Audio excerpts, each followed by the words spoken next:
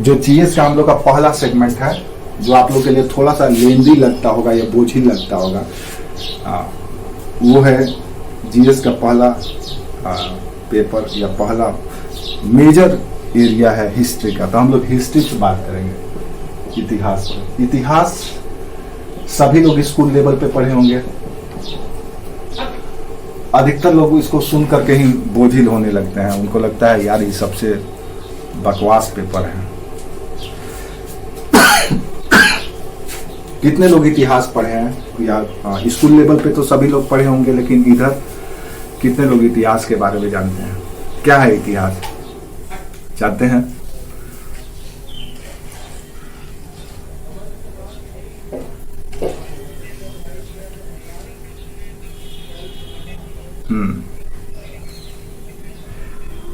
अच्छा ठीक है, वेरी गुड। बाकी लोग और लोग बताइए क्या है इतिहास?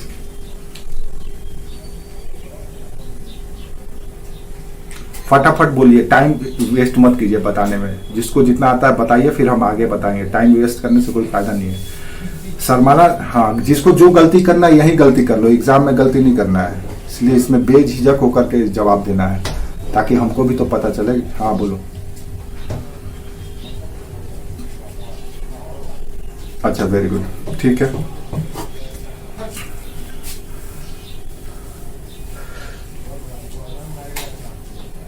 देखो, इतिहास के बारे में सबकी अपनी अपनी अवधारणा है। सब कोई स्कूल लेवल पे, कॉलेज लेवल पे अलग अलग तरीके से डिफाइन करता है। लेकिन इतिहास बेसिकली क्या है? इतिहास, history is the knowledge acquired by investigation. यानी कि इतिहास अन्वेषण से प्राप्त ज्ञान है। अन्वेषण से प्राप्त ज्ञान है इतिहास। अन्वेषण का मतलब होता है इन्वेस्टिगेशन, यानी खोज के द्वारा, खोज करके जो ज्ञान प्राप्त किया जाता है उसी को इतिहास कहा जाता है। बाकी स्कूल लेवल पे इति मतलब इतिहास मतलब कहानी, बीती हुई कहानी को इतिहास कहते हैं। इस तरह के परिभाषा आप सर लोग से या टीचर लोग से सुने होंगे। बीती हुई बात इतिहास होती है। इतिहास हर एक पल का होता है और हर एक चीज का होता है। इसका भी इतिहास है, पेन का भी इतिहास है, फोन का भी इतिहास है, लैपटॉप का भी इतिहास है, कृषि का भी इतिहास है, मौसम का भी इतिहास है, आपका घर का भी इतिहास है, आपका वस्त्र का भी इतिहास है, और आपका स्वयं का भी इतिहास है। हर एक चीज का अपना इतिहास है। जब हम उसको खोजते हैं और खोज करके जो नॉलेज, कलेक्शन ऑफ नॉलेज करते हैं या कलेक्शन ऑफ नॉलेज इंफॉर्मेशन करते हैं, तो वो इतिहास बनता है। Then history is the knowledge acquired by investigation. आप वो ज्ञान जो खोज रहे हैं, क्या हुआ? वो ज्ञान जो आप खोज करके लाए हैं, वो इतिहास है। तो सबसे पहले तो इतिहास का परिभाषा याद रखिए, जो खोजा गया है। इतिहासकार जो होता है एक नंबर का जासूस होता है, वो खोजते रहता है। इसीलिए आपका इतिहास हमेशा अपडेट भी होते रहता है। इतिहास के पन्नों में जो इंफॉर्मेशन या सूचना आपने पुरानी पुस्तकों में पढ़ी है, कोई जरूरी नहीं है कि नई पुस्तकों में उन्हीं तथ्यों को प्रमाणित किया जाएगा या सत्यापित किया जाएगा। हो सकता है नई पुस्तक में उन सूचनाओं को प्रतिस्थापित कर दिया गया हो, यानी बदल दिया गया हो। फॉर एग्जाम्पल, एकदम रिसेंट एग्जाम्पल आपको बताते हैं। जैसे अभी तक से भारत में ये चर्चा किया जाता था कि जो आर्य हैं, आर्य मतलब यहाँ के जो लोग हैं,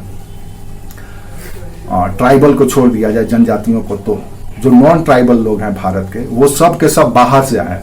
अभी तक से इतिहास में हम लोग यही पढ़ते आए थे, जिनको आर्य कहा जाता है। आर्य, आगे हम लोग पढ़ेंगे। आर्य का मतलब होता है श्रेष्ठ, या इसको इंग्लिश में आप कह सकते हैं ग्रेट।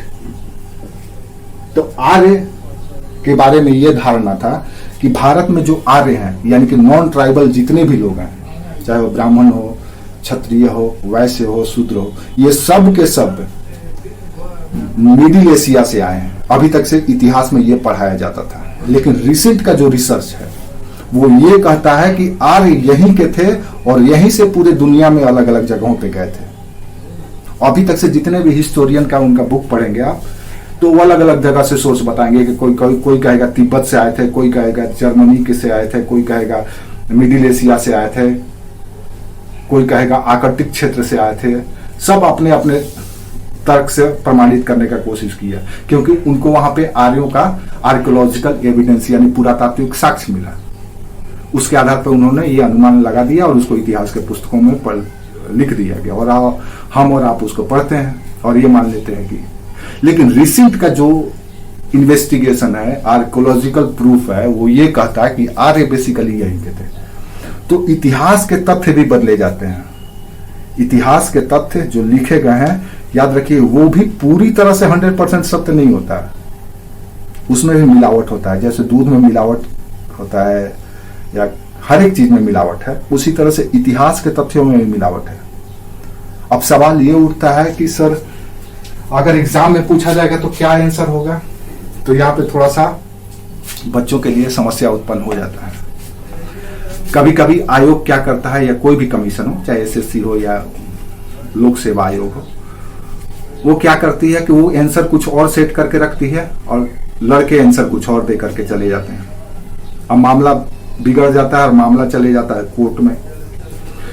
अब वहां पे न्यायपालिका फैसला करती है कि किसके फेवर में फैसला दिया जाता है। वैसी स्थिति में आपको एविडेंस देना पड़ता है और आयोग को भी एविडेंस देना पड़ता है कि हम इस आधार पर या इस साक्ष्य के आधार पर हमने इस क्वेश्चन का ये आंसर दिया है। तो वहां पे थोड़ा सा कंट्रोवर्शियल हो जाता है और वो डिसाइड होता है न्यायपालिका के निर्णय पर। तो इतिहास के तथ्यों को भी आप पूरी तरह से 100% फैक्चुअल मत मानिए, उसमें भी मिलावट है, इस बात को स्वीकार करना पड़ेगा आपको। इसलिए इतिहास भी एक खोजी या इन्वेस्टिगेटेड टॉपिक है, हमेशा खोजे जाते रहे हैं और जैसे जैसे नया नया चीज खोजा जाता है, पुराने तथ्यों में सुधार किया जाता रहता है। कोई भी ऐसा एरिया नहीं है, चाहे साइंस हो, चाहे ज्योग्राफी हो, चाहे पॉलिटी हो या इकोनॉमी हो, कोई भी डेड सब्जेक्ट नहीं है, हम लोग उसको कभी भी डेड नहीं बनाते हैं। हमेशा रिसेंट ट्रेंड यही कहता है कि उसमें अपडेशन होते रहता है, यानी कि उत्तरोत्तर उसमें सुधार होते रहता है, नए तथ्यों को जोड़ा जाते रहता है, नए नवीन खोज होती है, नवीन खोजों के आधार पर जो भी परिणाम आता है, उस परिणाम के आधार पर नए तथ्यों को जोड़ा जाता है। तो इतिहास के साथ भी कुछ इसी तरह से। इतिहास के एक और परिभाषा है। तो इतिहास क्या है ये आप समझ लिए हैं, परिभाषा एक और डेफिनेशन है इतिहास का। वो एक इतिहासकार हैं E.H. कार। ये कभी कभी क्वेश्चन पूछा जाता है, E.H. कार। E.H. कार महोदय ने ये कहा, इनकी एक पुस्तक थी, व्हाट इज हिस्ट्री, इतिहास क्या है। ये बहुत ही रिनॉन्ड इनका बुक है, बहुत ही लोकप्रिय पुस्तक है इतिहास के विद्यार्थियों को समझ विकसित करने के लिए कि इतिहास है क्या। तो आप चाहे जिस भी लेवल के एग्जाम देने जाएंगे तो उसमें आपसे इनके बारे में पूछा जाता है। तो उसमें अगर आपसे पूछा गया कि व्हाट इज हिस्ट्री, तो उसमें इन्होंने ये कहा कि इतिहास दरअसल क्या है कि अतीत और वर्तमान के बीच एक अनंत वार्ता है। इनकी परिभाषा है E.H. कार की, अतीत एवं वर्तमान की अनंत वार्ता है। अब दूसरा परिभाषा ये है। तो आप लोग जो परिभाषा बताए थे, क्या ये वो परिभाषा से कहीं भी मिल रहा है? तो पता चलेगा नहीं। तो E.H. कार ने ये परिभाषा दिया और ये परिभाषा स्थापित परिभाषा है, सर्व स्वीकृत है, सभी लोग इस परिभाषा को स्वीकार करते हैं। और ये परिभाषा अपने आप में एक सवाल भी है। इस बार के यूपीएससी का एसे पेपर में एक क्वेश्चन पूछा भी गया था। यूपीएससी का सिविल सर्विस का मेंस के एसे का जो निबंध का पेपर होता है, उसमें क्वेश्चन ये पूछा भी गया था, क्या है इतिहास।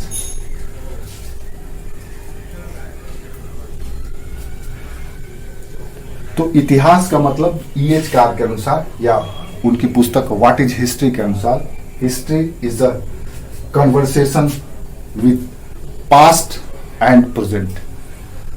इतिहास अतीत और वर्तमान की इन्फिनिट कन्वर्सेशन है, अनंत वार्ता है, अतीत से लेकर के वर्तमान तक। यानी इतिहास अभी का जो पल है कुछ पल के बाद इतिहास बन जाएगा। तो वर्तमान के साथ इतिहास हमेशा जुड़ा हुआ है। इतिहास को अलग थलग कभी मत समझिए कि वो अलग है और वर्तमान आपका अलग है। इतिहास का अस्तित्व तभी है जब वर्तमान के साथ वो जुड़ा हुआ है, और वर्तमान से जो हम भविष्य का सृजन करते हैं उसका सबक हमको अतीत से ही मिलता है या इतिहास से ही मिलता है। जैसे आप एक एग्जाम्पल लीजिए, अब देखिए आप कैसे इतिहास आपको योगदान करता है। हम अभी सिर्फ इतिहास को थोड़ा सा समझने की कोशिश करते हैं, उसके बाद फिर हम लोग टॉपिक पे बात करेंगे। अलग अलग टॉपिक है, हम वो सब क्लासिफाई करेंगे। फॉर एग्जाम्पल आप कल्पना कीजिए विज्ञान और तकनीक का इतिहास, साइंस एंड टेक्नोलॉजी का इतिहास। क्या मानव अभी जिस मुकाम पे है, मानव आज स्पेस पे पहुंच गया है, अंतरिक्ष में पहुंच गया है, क्या मानव सीधे अंतरिक्ष में पहुंच गया? पता चलेगा नहीं। सबसे पहले उसने क्या तकनीकी खोज की? तो पता चलेगा कि उसने सबसे पहले अग्नि का आविष्कार किया, फायर का। फिर क्या आविष्कार किया? पहिया का। फिर क्या और खोजा? तो लोहे का खोज की। अब इस तरह से आप देखिए तकनीक का इतिहास, ये टेक्नोलॉजी का इतिहास है, तकनीक का इतिहास है। जो आज टेक्नोलॉजी इतना पहुंच गया कि आप घर में बैठे हुए, हम अपने घर में बैठे हुए, हम आपको देख रहे हैं। जो महाभारत में संजय देखा करते थे आंख बंद करके और धृतराष्ट्र को सारी बातें बताया करते थे, युद्ध के मैदान में क्या हो रहा है वो आंख बंद करके बताते थे, उसी तरह से आज हम लोग मोबाइल से देखते हैं। अब तो टाइम मशीन भी आ गया है, फ्यूचर में क्या होगा वो भी बताया जा सकता है, इतना टेक्नोलॉजी डेवलप हो गया है। तो यानी टेक्नोलॉजी का भी हिस्ट्री है। क्या हिस्ट्री है भाई? तो फायर से शुरू हुआ, पहिया आया, लोहा आया, और उसके बाद धीरे धीरे टेक्नोलॉजी बढ़ते बढ़ते आज स्पेस में पहुंच गया है। आज हम अर्थ से बाहर निकल गए हैं, मंगल पे, मार्स पे चले गए हैं, मून पे चले गए हैं, और अब तो आर्टिफिशियल सन भी बना रहे हैं, कृत्रिम सूर्य का भी निर्माण कर रहे हैं। तो इतिहास कितना डेवलप हो गया, टेक्नोलॉजी का इतिहास कितना डेवलप हो गया। अब कल्पना कीजिए, क्या आप जिस मुकाम पे पहुंचे हैं इन सबों का योगदान है? पता चलेगा बिल्कुल है, इसके बगैर तो हुआ ही नहीं। अगर किसी भी चीज को अगर भुला दिया जाए या मिटा दिया जाए तो आप इस मुकाम पे पहुंचते? पता चलेगा नहीं। आप सोचिए, क्या ये सीधे मार्कर का, आज जो मार्कर का हम लोग यूज करते हैं इससे भी आगे बढ़ गए। आजकल हम लोग डिजिटल बोर्ड का यूज करने लगे हैं। मार्कर का भी जरूरत नहीं है, पेन का भी जरूरत नहीं है, पेंसिल का भी जरूरत नहीं है, उंगली से ऐसे ऐसे कर देंगे। अब तो ऑडियो आ गया है, राइटर आ गया, बोलिए खुद स्क्रीन पर लिखाते चले जाएगा। कैसे आया? क्या सीधे आ गया है? पता चलेगा नहीं। पहले कैसे लोग लिखते थे? तो पहले ताड़ पत्र पे लिखते थे, भोजपत्र पे लिखते थे, फिर कपड़े पे लिखने लगे, फिर ताम्र पत्र पे, तांबे के पट पे लिखने लगे, उसके बाद शिला पट पे, पत्थर पे लिखने लगे, उसके बाद फिर कागज का आविष्कार हुआ। कागज का आविष्कार होने के बाद अब आ गया है डिजिटल, यानी कि लैपटॉप, और उसका जो एक बोर्ड आता है, डिजिटल पैड आता है, डिजिटल बोर्ड पे हम लिखने लगे। और उससे भी ज्यादा आजकल आ गया है कि आप बोलिए, आपको लिखना भी नहीं है, बोलिए, लिखा जाएगा। कलम के लिए क्या भाई? पहले कंडा का इस्तेमाल होता था, फिर मोर पंख का इस्तेमाल हुआ, फिर पेंसिल का इस्तेमाल हुआ, फिर चौक का इस्तेमाल हुआ, फिर कट पेंसिल का इस्तेमाल हुआ, फिर बॉल पेन, लीप पेन का इस्तेमाल हुआ, फिर बॉल पेन आया, फिर जेल पेन आया, और मार्कर, हाइलाइटर, पता नहीं कितने तरह के टर और टर आ गए। तो वो सब के सब कहीं ना कहीं डेवलपमेंट हुआ है। तो इतिहास हमेशा वर्तमान के साथ जुड़ा रहता है, इतिहास कोई अलग थलग नहीं है। और जो व्यक्ति इतिहास को भूलता है वो स्वयं इतिहास का विषय बन जाता है। इसलिए कभी भी अपने अतीत को भी नहीं भूलना चाहिए। अगर भविष्य को सुदृढ़ करना है तो अतीत को हमेशा अपने बगल में रखो, उससे सबक लो। तो इतिहास आपको सबक सिखाता है, वो ज्ञान देता है कि आपने ये भूल की थी, इसीलिए आप इस उपलब्धि को नहीं हासिल कर पाए। मानो अगर कागज का आविष्कार नहीं किया होता स्लेट का इस्तेमाल नहीं किया होता है तो आज डिजिटल बोर्ड पे कैसे आता है? नहीं आ पाता। हमेशा उसके दिमाग में, हमेशा वर्तमान में उसका उपयोग करता रहा, उससे सबक लेता रहा और उत्तरोत्तर उसमें सुधार और समृद्ध करता रहा, तब जाकर के उस मुकाम पर पहुंचा। ठीक है, तो ईएचकार ने इतिहास को कुछ इस तरह से विभाजित किया। और इतिहास क्या है ये आप समझ गए। तो इतिहासकार जो होते हैं बहुत ही, और एक बात और याद रखो, किसी भी देश की दशा और दिशा इतिहास से ही सृजित होती है। कोई देश कहां पे जाएगा, कोई देश किस मुकाम पे पहुंचेगा, कोई व्यक्ति किस मुकाम पे पहुंचेगा, वो अपने परिवार के और समाज के इतिहास से ही प्रेरणा लेता है। इसी तरह से कोई भी राष्ट्र कितनी समृद्ध होगी, कितना वैज्ञानिक होगा, कितना आधुनिक होगा, वो इतिहास से सबक लेकर ही पहुंचता है और हासिल करता है। देन इतिहास इज अ डिसाइडिंग पेपर और more interesting paper and more interesting paper. अब हमको इतिहास में क्या पढ़ना है? अगर हम वनडे एग्जाम देने जाएं या पीटी का एग्जाम देने जाएं तो हमसे सिर्फ और सिर्फ भारत के इतिहास पूछे जाते हैं, तो हम भारत के इतिहास पढ़ेंगे। इतिहास क्या है आप ये समझ गए हैं। अब हमको पढ़ना है भारत का इतिहास। भारत के इतिहास को मुख्यतः हम लोग 3 भागों में बांट देते हैं जो आपको पढ़ना है। जो वनडे एग्जाम जिसमें ऑब्जेक्टिव क्वेश्चन पूछे जाते हैं उसमें मुख्यतः भारत के इतिहास से ही क्वेश्चन पूछे जाते हैं। 1-2 क्वेश्चन वर्ल्ड हिस्ट्री से पूछा जाता है जिसको हम मिसलेनियस कर सकते हैं, विविध क्षेत्र कर सकते हैं। भारत के इतिहास के 3 क्षेत्र हैं, प्राचीन भारत या एंशिएंट हिस्ट्री, मध्यकालीन भारत या मिडिवल हिस्ट्री, और आधुनिक भारत।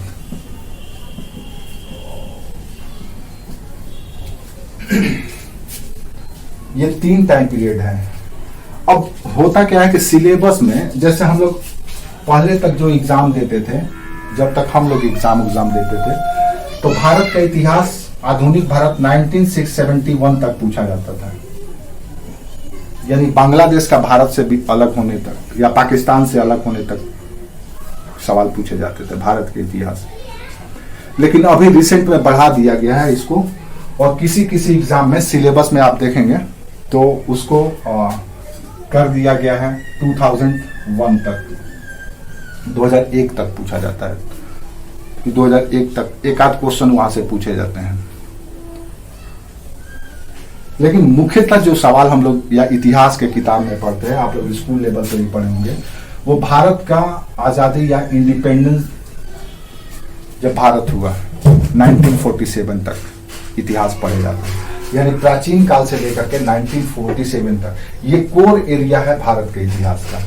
उसके बाद ये सब एरिया जो आफ्टर या पोस्ट 1947 या 1947 के बाद का जो क्षेत्र है वो अलग अलग सिलेबस में अपनी आवश्यकता अनुसार कमीशन या आयोग जोड़ता रहता है, हटाता रहता है। लेकिन आपका इतिहास का मुख्य एरिया जो है यही है 1947 तक।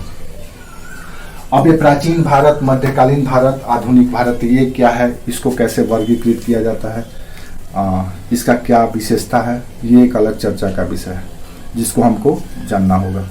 यहाँ तक आपको समझ में आया? अगर यहाँ तक कोई डाउट है किसी तरह का तो आप पूछ सकते हैं, फिर आगे हम लोग बढ़ेंगे।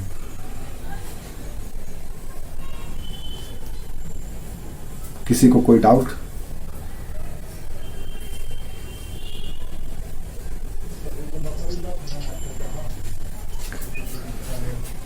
क्या बोल रहा है? हाँ, फटाफट लिखते चलो। वेरी गुड, हाँ लिखते चलो।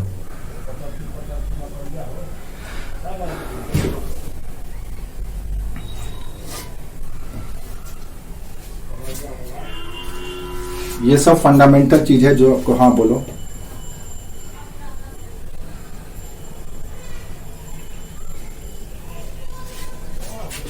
ये 2000 आपको समझ में नहीं आया? अच्छा, ये कहना है कि कभी किसी किसी सिलेबस में, किसी एग्जाम परीक्षा विशेष में इतिहास के अध्याय को या इतिहास के क्षेत्र को थोड़ा सा बढ़ा दिया जाता है। जैसे सामान्यतः आप इतिहास के किताब में आपको 1947 तक यानी भारत की आजादी तक का इतिहास मिलता है। लेकिन किसी किसी एग्जाम में उससे आगे का भी भारत का इतिहास पूछ लिया जाता है, जैसे 1971 तक पाकिस्तान से बांग्लादेश के अलग होने तक, या उसके बाद 1991 में ग्लोबलाइजेशन तक, या उसके आगे जो चेंज हुआ है वहां तक सवाल पूछे जाते हैं। तो सिलेबस के ऊपर निर्भर करता है कि किस सिलेबस में कहां तक का इतिहास जोड़ा गया है। ठीक है, हाँ। नहीं तो इतिहास मुख्यतः हम लोग 1947 तक ही पढ़ते हैं। इतिहास के किताब में आप स्कूल लेवल तक या कॉलेज लेवल तक यहीं तक पढ़ते हैं। लेकिन अभी जो नया ट्रेंड आया है उसमें 1971 तक जोड़ दिया गया है। इसमें चीन पाकिस्तान संबंध, चीन और भारत का युद्ध, भारत पाकिस्तान का युद्ध, नैन का गठन, ये सब टॉपिक को जोड़ दिया गया है। तो इसीलिए नया अध्याय जुड़ गया, तो हम लोग उस पर भी बात करेंगे, वो आगे हम लोग का एरिया। तो कुल मिला जुला करके इतिहास हमारा वहां तक है। अब एक एक चीज को देखते हैं। आज सिर्फ इस एरिया के बारे में बात करेंगे, प्राचीन भारत में क्या पढ़ना होता है या प्राचीन भारत का क्लासिफिकेशन क्या है। एक ही दिन ज्यादा हो जाएगा, तो इसीलिए हम थोड़ा थोड़ा करके कल फिर बाकी एरिया को खोलेंगे। हमको क्या पढ़ना है अभी ये बात कर रहे हैं इतिहास में। अभी हम कुछ पढ़ा नहीं रहे हैं, जो इम्पोर्टेंट है वही आपको बता दे रहे हैं। बाकी पढ़ना क्या है वो आगे हम लोग पढ़ेंगे तब पता चलेगा। और प्राचीन भारत का इतिहास क्या है।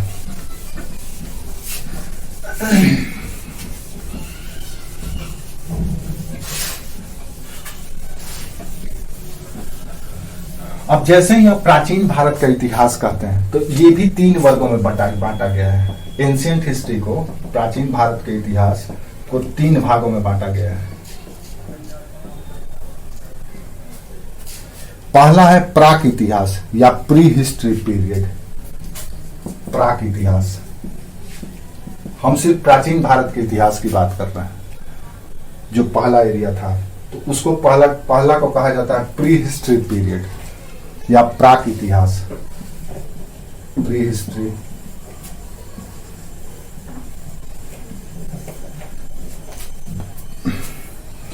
ठीक है, इसको हिंदी में प्रागैतिहासिक काल भी कहा जाता है। प्राक इतिहास को प्रागैतिहासिक काल भी कहा जाता है। ये अपने आप में सवाल है कि प्रागैतिहासिक काल क्या है या प्री हिस्टोरिक पीरियड क्या है। आपसे ऑप्शन क्वेश्चन दे दिया जाएगा, ऑप्शन पूछ दिया जाएगा। दूसरा है आधि इतिहास। प्राचीन भारत का जो दूसरा कालखंड है उसको आधि इतिहास कहा जाता है। आधि इतिहास, आधि इतिहास को हिस्ट्री में प्रोटो हिस्ट्री पीरियड कहा जाता है। इंग्लिश में proto history, proto history period दूसरा पीरियड है आपका इतिहास का। आधि इतिहास, प्राचीन भारत के इतिहास को 3 भागों में बांटा गया है। प्री हिस्ट्री, प्रोटो हिस्ट्री और फिर आ गया हिस्टोरिकल पीरियड या ऐतिहासिक काल। तीसरा हिस्टोरिकल पीरियड या ऐतिहासिक काल।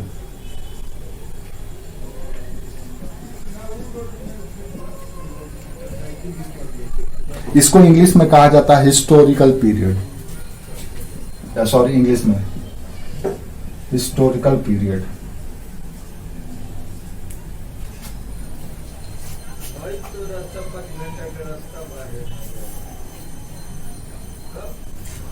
याद रखिए इस टाइम पीरियड को स्टोन एज भी कहा जाता है, पाषाण काल भी कहा जाता है,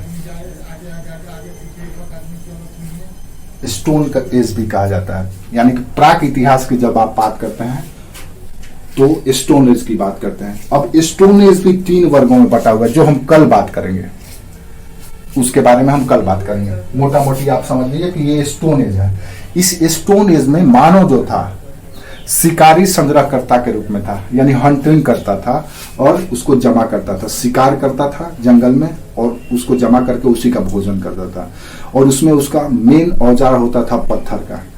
मानव एक जगह नहीं रहता था, घर बना करके नहीं रहता था, आज यहाँ है कल वहां है, यानी कि आदि मानव की तरह था। प्योर ट्राइब जो थे वो प्योर ट्राइब थे उस समय मानव। इसीलिए इसको स्टोन एज कहा जाता है, क्योंकि इस समय पत्थर के औजार इस्तेमाल होते थे। पत्थर ही उनका जीवन जीने का प्रमुख साधन था। तरह तरह के कुठार, भाला, गड़ासी, हर एक तरह के औजार बनाए जाते थे। इसीलिए इसको स्टोन एज कहा जाता है। स्टोन एज का भी 3 क्लासिफिकेशन है जो हम लोग कल बात करेंगे। तो इस समय लिख लो पाषाण काल की विशेषता क्या थी? इस काल में आदिम लोगों के द्वारा, इस काल में आदिम लोगों यानी प्रिमिटिव लोगों के द्वारा, आदिम लोगों के द्वारा पाषाण एवं हड्डियों का औजार इस्तेमाल किए जाते थे जीवन जीने के लिए। जैसे आज हमारे पास औजार किस चीज के बनते हैं? देखो एक बात याद रखो, औजार हम क्यों बोल रहे हैं? किसी भी समाज को या किसी भी सिविलाइजेशन को, सभ्यता को उन्नत करने के लिए टेक्नोलॉजी का अहम योगदान होता है। तो उस समय का जो टेक्नोलॉजी था, मानव का जो सबसे पहला टेक्नोलॉजी था, वो था उसका इक्विपमेंट्स या औजार। और वो औजार किस चीज का बनता था? पत्थर का और हड्डी का। आज मानव इतना डेवलप क्यों है? क्योंकि वो टेक्नोलॉजी का इस्तेमाल करने लगा हर एक जगह पे, इसीलिए इतना मानव डेवलप हो गया है। तो आज किस चीज का टेक्नोलॉजी हम बनाते हैं? तो आज हमारे पास वैरायटी ऑफ मिनरल्स हैं। आज हम सिलिकॉन भी इस्तेमाल करते हैं, जर्मेनियम भी इस्तेमाल करते हैं, सिल्वर भी इस्तेमाल करते हैं, आयरन भी इस्तेमाल करते हैं, गोल्ड भी इस्तेमाल करते हैं, प्लेटिनम भी इस्तेमाल करते हैं, पता नहीं कौन कौन से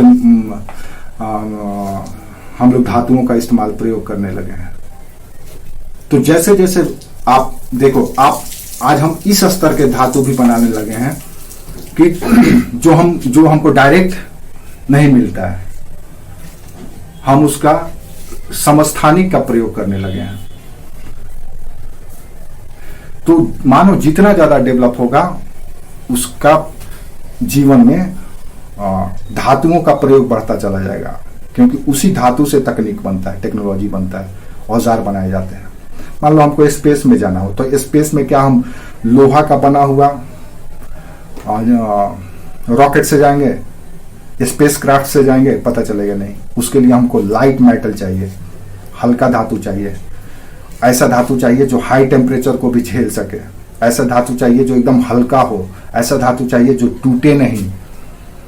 तो जैसे जैसे वैरायटी या जैसे जैसे कॉम्प्लेक्स टेक्नोलॉजी में हम लोग जाएंगे या जटिल तकनीक में जाएंगे, धातुओं का प्रयोग भी हमारा बदलता जाएगा, अलग तरह के धातु का प्रयोग करते जाएंगे। तो मानव जब थोड़ा सा अपने ऊपर आत्मनिर्भर होना शुरू हुआ, जब शिकार करके जीवन निर्वाह करता था, तो उस समय उसका टेक्नोलॉजी का जो धातु था वो था पत्थर। उस समय वो न तो कॉपर का इस्तेमाल करता था, न तो आयरन का इस्तेमाल करता था, न तो टीन का इस्तेमाल करता था, वो स्टोन का इस्तेमाल करता था और हड्डी का। जो भी जीव हैं उन्हीं के हड्डियों से औजार बनाता था, भाला फेंकने के लिए, काटने के लिए कुल्हाड़ी। तो इसीलिए स्टोन एज की जब बात करते हैं, उस समय मानव का जब इतिहास पढ़ेंगे तो पाषाण या स्टोन का प्रयोग होता था और उसमें हड्डियों का भी उपयोग होता था। इस समय की एक और विशेषता थी स्टोन एज की कि इस समय पेंटिंग भी हुआ करते थे, इसीलिए यहाँ पे केव पेंटिंग मिलता है या गुफा चित्रकला, गुफा चित्रकारी। तो अगर मेजर विशेषता देखा जाए इस काल का तो यही था। तीसरा बात, इस समय के लोग किसी भी तरह का स्क्रिप्ट या लिपि का ज्ञान नहीं था, लिखने का। जैसे जैसे हम लोग कोई चीज लिखते हैं तो उस समय इन लोगों के पास लिपि या स्क्रिप्ट का ज्ञान नहीं था, यानी लिपि का ज्ञान नहीं था, लिपि के ज्ञान का अभाव। तो स्टोन एज में ये 3 महत्वपूर्ण फीचर्स थे। अब आपसे ऐसे ही सवाल पूछा जा सकता है कि इनमें से कौन सी विशेषता पाषाण काल की है या नहीं है, बताइए। तो आपके पास आंसर इसी 4 में से आ गया। ये मेजर कैरेक्टर है, महत्वपूर्ण विशेषता है, इसको आपको समझ करके रखना है। समझ में आया? कल हम लोग इस पे बात इसके और अंदर में जाएंगे, यानी कि स्टोन एज में क्या क्या है, कैसे उसको और विभाजित किया गया, हर एक स्टोन एज की क्या विशेषता है, कि उसको हम लोग पूरा पाषाण, मध्य पाषाण और नव पाषाण कहते हैं। वहां भी उसको भी डिवाइड किया गया है, तो उस पर हम लोग आगे पढ़ेंगे। यहां तक समझ में आया आपको? पाषाण एज का मतलब क्या है, पाषाण काल का मतलब ये क्या है? हम लोग सिर्फ पढ़ रहे हैं प्राचीन भारत के इतिहास के बारे में जानने की कोशिश कर रहे हैं कि प्राचीन भारत को कितने वर्गों में बांटा गया है। There are 3 classification of ancient Indian history. First is called stone age, second is called proto और third is called historical period. ये 3 टाइम पीरियड में क्लासिफाई किया गया। अब ये तो समझ में आ गया आपको कि ये पाषाण काल क्या होता है। अब नेक्स्ट आते हैं आदि इतिहास। ये कब से कब तक का है, ये अभी हम सिर्फ विशेषता बता रहे हैं, कल ईयर भी बताएंगे, कल हम लोग थोड़ा सा और खोलेंगे। तो नेक्स्ट है आदि इतिहास, या आप कह सकते हैं कि प्रोटो हिस्ट्री। इसके अंतर्गत मानव को लिपि या स्क्रिप्ट का ज्ञान हो गया, मानव लिखने लगा था, लिपि का ज्ञान हुआ। कोई जरूरी नहीं है कि जो देवनागरी लिपि या रोमन स्क्रिप्ट आप या लैटिन जो आप इस्तेमाल करते हैं वो लिपि, वो अलग लिपि था, अलग अलग विश्व में हर एक जगह पे। याद रखो, एक और बात अभी जान लो, बहुत अच्छी बात बता रहे हैं। भारत बहुत आगे था इस मामले में, अपने टेक्नोलॉजी नॉलेज के मामले में भारत का कोई तोड़ नहीं था। विश्व का सबसे अग्रणी देश था इस मामले में, जम्बू द्वीप जिसको कहा जाता था। और भारत का मतलब अभी का भारत नहीं, भारत का मतलब पाकिस्तान, बांग्लादेश, अफगानिस्तान, ईरान तक, और इधर श्रीलंका, इधर इंडोनेशिया, जावा, सुमात्रा, बाली, कंबोडिया, ये सब के सब भारत ही था, जिसको जम्बू द्वीप कहा जाता था या अखंड भारत कहा जाता था। भारत का मतलब ये था, और ये भारत भूमि विश्व का सबसे आकर्षण का केंद्र था। आप यकीन नहीं करोगे, भारत जिस ओर देखता था दुनिया उसी ओर देखता था। लेकिन आज स्थिति ऐसा है कि दुनिया दूसरी ओर देखता है तो हम भी उसी ओर देखने लगते हैं। क्यों? क्योंकि हम पिछड़ गए हैं। पहले हम पिछड़े नहीं थे। दुनिया की सारी सभ्यताएं जब जंगल में रहा करती थी, गुफा में रहा करती थी, उस समय हजारों की संख्या में हमारे पास गुरुकुल हुआ करते थे। हमारे यहाँ विश्व का सबसे पहला विश्वविद्यालय हुआ करता था, तक्षशिला विश्वविद्यालय, जहां से दुनिया के बच्चे पढ़ने आते थे। भारत इतना एजुकेशन के मामले में साउंड था, कल्चरली साउंड था। कई ऐसे रिसर्च हैं जो आप सुनेंगे तो आश्चर्य कर जाएंगे। आज किताबों में दूसरे नाम से पढ़ाया जाता है कि वहां खोजा गया, दरअसल वहां ही खोजा गया था, यहीं का इन्वेंशन था। लेकिन हम 800 साल गुलाम रहे, स्लेव रहे किसी दूसरे का। पहले तो 600 साल रहे मुसलमानों का और 200 साल रहे अंग्रेजों का।